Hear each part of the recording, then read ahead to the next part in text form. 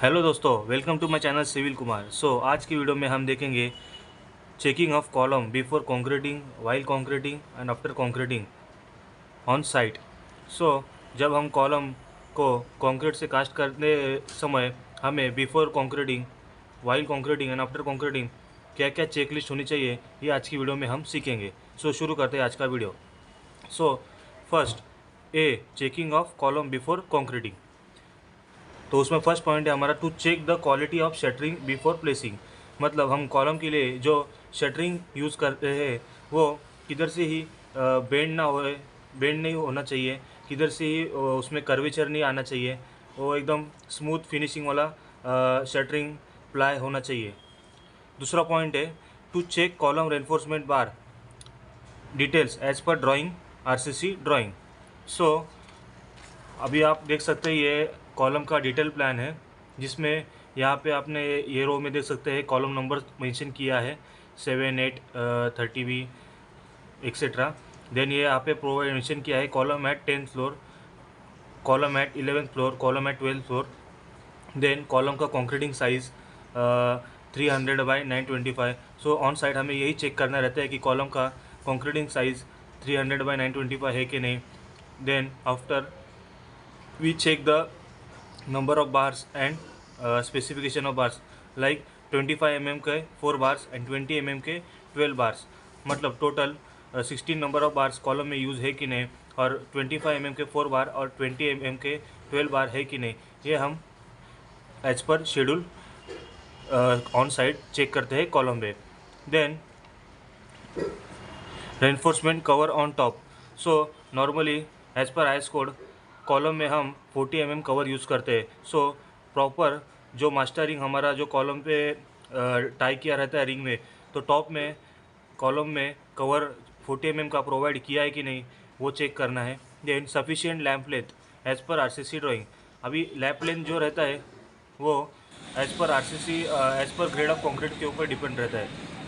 तो कहीं पे 45D, कहीं पे 50D मेंशन रहता है।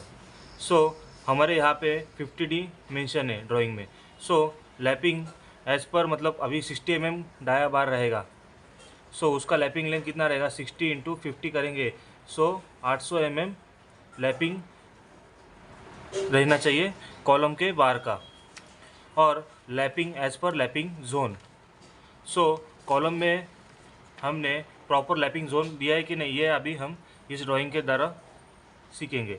आप देख सकते हैं ये है floor to floor height of slab कितना है, 3 मीटर। मतलब नीचे के स्लैब का टॉप से ऊपर का स्लैब टॉप कितना है, 3 मीटर। उसमें से हमारा स्टैंडर्ड साइज ऑफ बीम कितना है, 600 mm। 3 मीटर में से हम 600 माइनस करेंगे, मतलब 3000 mm माइनस 600 हम करेंगे, तो हमें कॉलम का कास्टिंग लेवल कितना मिल जाएगा, 2400 mm। हम ये लेवल पे कॉलम कास्टिंग करेंगे 2400 mm तक। ये 2400 में से हम टॉप में L/4 और बॉटम में L/4 इतना छोड़ के, ये हमारा 2 जोन हो गया A और बीच वाला जो जोन है B। ये जोन में हम कॉलम का स्टील का लैपिंग करेंगे as per 50D, as per RCC drawing.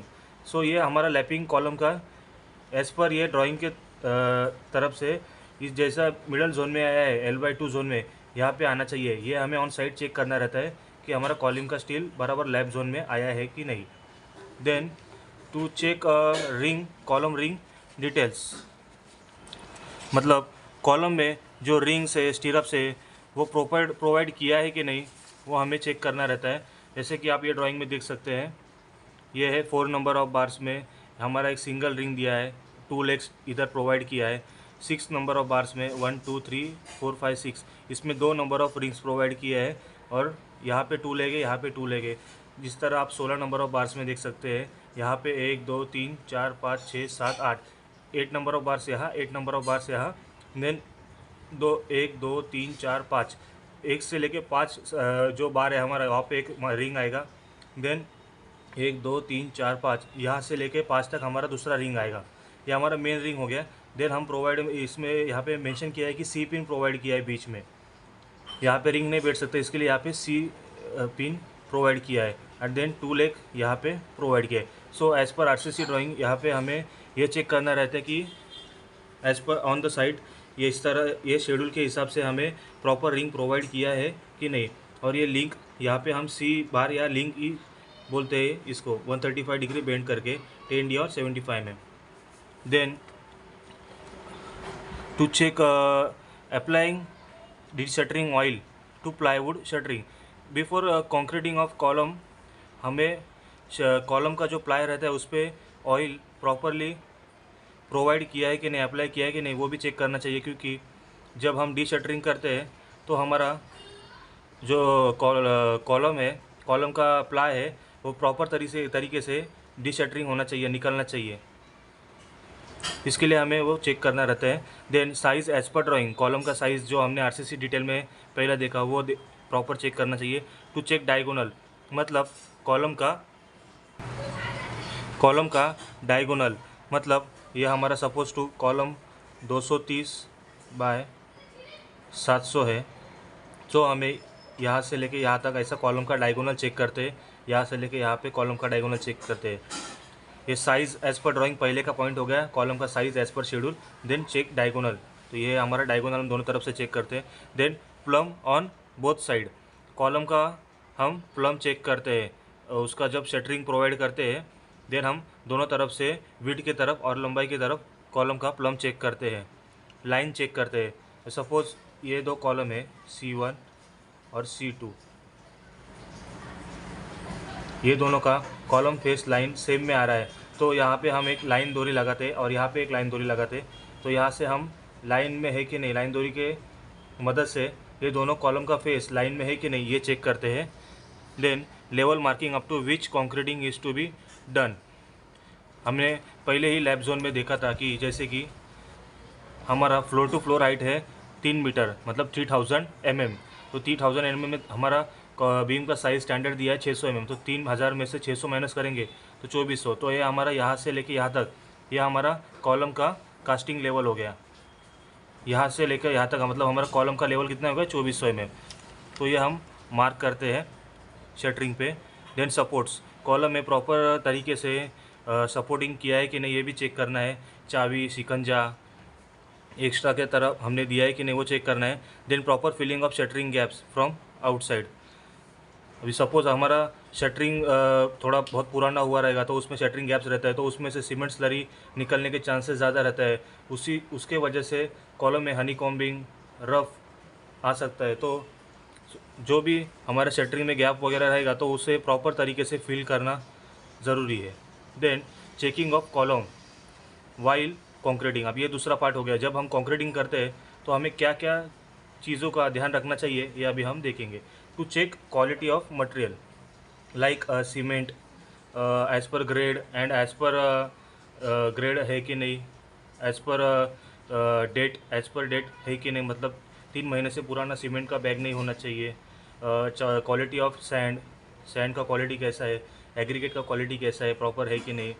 Then water का क्वालिटी एंड जो हम एडमिक्सचर यूज़ करते हैं केमिकल वो भी प्रॉपर है कि नहीं, जगह पे ऑन साइड है कि नहीं, वो हम चेक करते हैं, उसका क्वालिटी चेक करते हैं।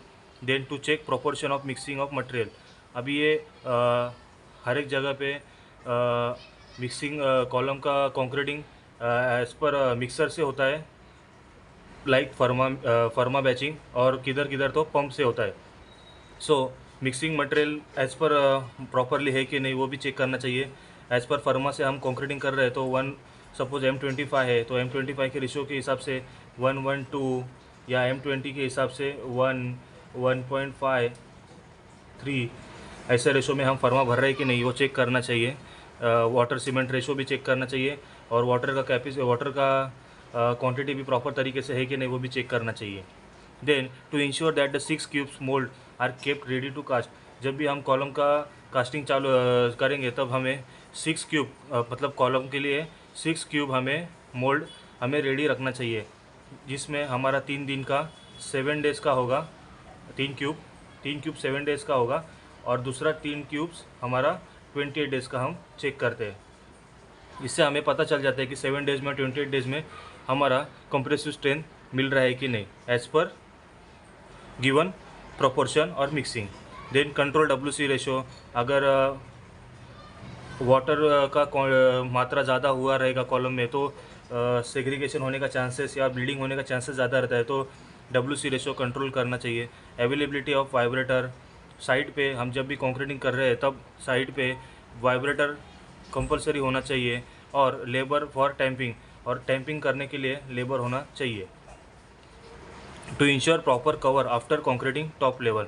टू इंश्योर मतलब वही हमने जो पहले के पार्ट में देखा कि कवरिंग प्रॉपरली प्रोवाइड करना किया हुआ चाहिए at the top level of rings mastering.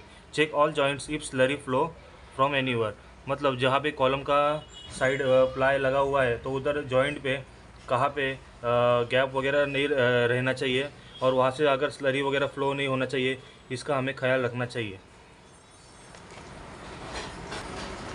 Then 8 point check for required concrete level, जो हमारा कंक्रीट का लेवल है वो हमें चेक करना चाहिए as per floor to floor height depend. And then check for cleaning of mixing platform, जो हम कंक्रीट मिक्स वगैरह कर रहे हैं वो क्लीन करना चाहिए, उसमें किसी भी तरह का वेस्टेज या लाइक ख़राब मटेरियल वगैरह लाइक पत्थर वगैरह कचरा वगैरह नहीं आना चाहिए। तो इस तरह के हमें ख्याल रखना चाहिए वाइल हम कंक्रीट मिक्सिंग करते हैं कॉलम भरने के लिए। देन थर्ड पॉइंट है C, checking of column after concreting. अभी कॉलम कंक्रीटिंग होने के बाद हमें क्या क्या चेक करना चाहिए वो हम देखेंगे। D shuttering of column after 24 hours और 36 आवर। अभी कॉलम कास्ट होने के बाद हमें जो कॉलम का शटरिंग है उसको डी शटर करने का टाइमिंग क्या दिया है एज़ पर आईएस को 24 आवर और 36 आवर, 24 घंटे में या 36 घंटे में हम उसको डी शटरिंग निकाल सकते हैं। Then date of casting of column number to be written on column, मतलब जो हमारा कॉलम कास्टिंग हुआ है कंक्रीटिंग हुआ है उसके ऊपर हम उसका वो तारीख का डेट लिखेंगे, क्योंकि जो हमारा क्यूरिंग उसके बाद हमें जो क्यूरिंग करना रहता है तो वो मिनिमम कितना चाहिए, 15 डेज़ का चाहिए। तो 15 डेज़ प्रॉपर हुआ है कि नहीं वो चेक करने के लिए हम हर एक कॉलम पे डेट मेंशन करते हैं। देन क्यूरिंग के बाद हमें हैकिंग, जो टाचा मारते हैं उसको हम हिंदी में टाचा ही बोलते हैं, टाचा ऑफ कॉलम 50 नॉज मतलब 50 नंबर इन 1 स्क्वायर फुट और 500 नॉज इन 1 स्क्वायर मीटर प्रॉपर तरीके से होना चाहिए। टाचा का एक ही प्रपोज रहता है कि एक ही रिक्वायरमेंट रहता है, जैसे कि हम उसके ऊपर जब प्लास्टर करेंगे तो प्लास्टर और कंक्रीट में प्रॉपर बॉन्डिंग होना चाहिए, इसके लिए हम हैकिंग या टाचा प्रोवाइड करते हैं। Then cubes to be remove next day, जो हमने कंक्रीट कास्टिंग करते समय जो क्यूब्स हमने भरे थे उसको हमें नेक्स्ट डे रिमूव करना है। एंड देन उसको हमें उसके ऊपर हमने जो कोड नंबर, नाम, कास्टिंग डेट वगैरह जो लिखा रहता है वो लिख के हमें उसको क्यूरिंग में रख देना चाहिए।